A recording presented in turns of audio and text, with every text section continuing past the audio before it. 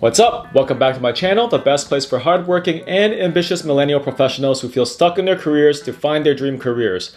In my previous video, I covered the best questions to ask during an informational interview for the purposes of career exploration. In this video, I'm going to cover the common mistakes that people make during informational interviews, and these are mistakes that you must avoid. Make sure you subscribe and click the notification bell to receive regular updates on all things related to career change. Also, join my Facebook group called Career Change Advice, where you can chat with like-minded people who are interested in making their careers work for them. Hi, I'm Dr. John Tam. I have a PhD in sociology from Oxford, and I'm passionate about helping millennial professionals find their dream careers through gaining clarity and building soft skills. So without further ado, here are the 5 common mistakes that people make during informational interviews. Mistake number 1, don't talk about yourself too much. At the very beginning, you need to make the introduction and you need to give them a rundown of where you're coming from and kind of a brief history of your resume in terms of, whatever main stops that you've had. But after you've done that, you need to stop.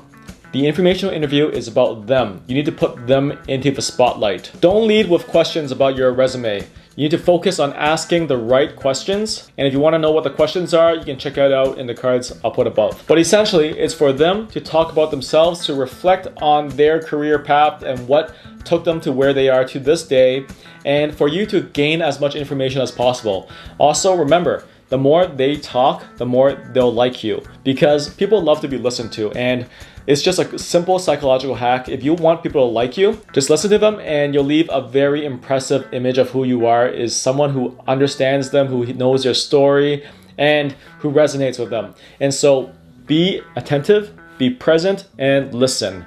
And that's the best way to create the best impression. The second mistake that people make is digging into another person's personal life or asking personal questions. Asking questions about their personal life would involve questions like about their marital status, about their children, about their relationships, and so on. And if they don't bring it up, don't ask them. And even if they do bring it up, you need to ask the question in a way that makes sense and that you're genuinely interested in the question because it's relevant to the informational interviews. So for example, if it's about work-life balance and about the person not having time to go back home to their kids and so on, then it's totally acceptable to ask like, hey, so is there a lot of overtime? Does it cut into family time and so on? And that makes sense. Or it could be about like, hey, do you bring a lot of work home with you? And do you have to clock extra hours at home?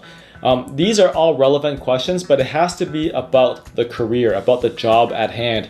Don't ask questions about their salary, about their pay scale. Do not ask any questions that may potentially embarrass them and make them feel like, I don't feel so great about myself and I don't like this person who's asking these questions. Because remember, they've just met you and you probably just found them on LinkedIn. And so therefore, just gotta be very mindful that don't ask personal questions. So bottom line is you need to keep it professional, and your impression is more important than the data. Your brand is more important than the information that they're gonna give you. But third thing is you don't ask for a job. An informational interview is not about getting a job. If you get an info interview and you ask for a job, you've basically forced them to interview you on the spot. It's dishonest, it's unprofessional, and it really annoys people. Basically, because if there is no job opening, then the conversation is basically over. And also, if you ask them at the get-go, and you can check out the card above where I talk about how to set up an informational interview, if you ask at the get-go that this is an informational interview where you want to learn more about their career path and how they got where they are, and you start asking about a job, and basically you just screw up your own brand and you'll come across as someone disingenuous. And so be sure to observe the rules of the engagement. It's about learning information about that career path and that individual and that company. If you change the nature of it, it basically spoils the whole conversation. Now, if they offer you a job or internship or co-op or anything, that's super rare and that's a totally different matter, but you should not be the one to bring this up. Have you heard of people getting jobs over informational interviews? Let me know in the comments below. Now, the fourth common mistake is asking bad questions. And bad questions can be qualified like this, right? And here are some examples. What should I do next? What do you think I should do? What is the market outlook? How can I get into his field? How can I get into your company? Anything that can be Googled is a bad question. And they're bad because it shows that you haven't done your homework to prepare, or you ask a question that's really not their responsibility, like what should you do? It puts them on the spot because they're like, well, I don't know what you should do. I mean, like, it's your life. And it raises red flags that you are unsure of what you want to do and that you may be a job hopper. And definitely check out my video on why job hopping is bad. But basically, the bottom line is you are in this informational interview to learn about this career path. And if you ask them, should I take this career path? It's like, I don't know, you decide, right? And that's the whole point of it. But by offloading this responsibility on someone else that you've just met, it's really irresponsible. So you don't want to come across that way.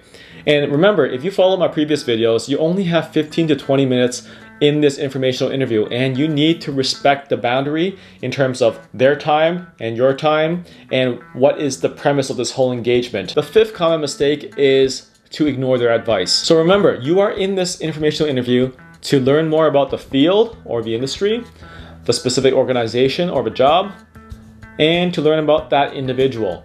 And so you need to look into what's the personal fit. What's your personal fit to that career or job in terms of the hours, the pace, the culture, the travel, and the things that this work will entail.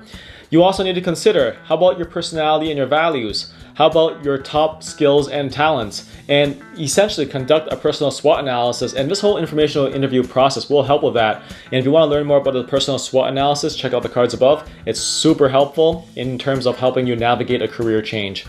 Also, what are your long-term goals? And really reflect on what do you want to do with your career and where do you want to take it? And check out my video, Reasons for a Career Change, if you feel that something's off and like, hey, it's time to move on, right? Another thing you want to consider is what about the organizational culture fit in terms of the comfort level? And these are all things that you want to consider. And finally, the bottom line is this: do you want to explore this career path further? If you do, the next time you reach out to this person, you need to have executed on their advice. If you ask for an informational interview and this person spends 20 minutes telling you what to do and what you should do to navigate this career change, you decide to book an appointment with them and it's like, oh, last time I gave you this advice, how's that going? And you're like, oh, I didn't do it. That simply isn't cool. It's like they spent 20 minutes on you and you decide not to do it, then it was basically a royal waste of time. Now, if you have a good reason of not doing it and you did something similar, that's a different matter. But if they give you advice and you don't do anything, it's probably a good idea to maybe not reach out to them until you actually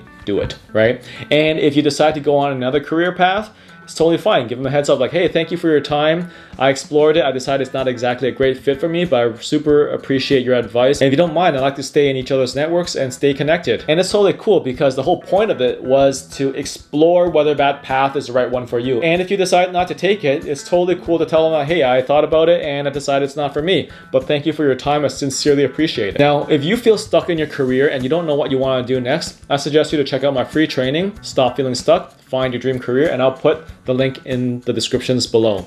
Also, you can download my free guide on how to find your ideal career, also in the links below. And in there, you'll get step-by-step instructions on how to find your career and also what are the resources available. That's totally free. You can also take a free, quick, and accurate career personality test, which I'll put in the links below. Make sure to join my Facebook group, Career Change Advice, to be in a community of people interested in making their careers work for them and not the other way around. In my next video, I'm going to explore the scientific reasons of why people hate their jobs. So make sure you subscribe and click the notification bell for updates when it comes out. Also, leave a comment below and let me know your thoughts about this video. Don't forget to give it a like and share it with your network if you found this to be valuable. Take care.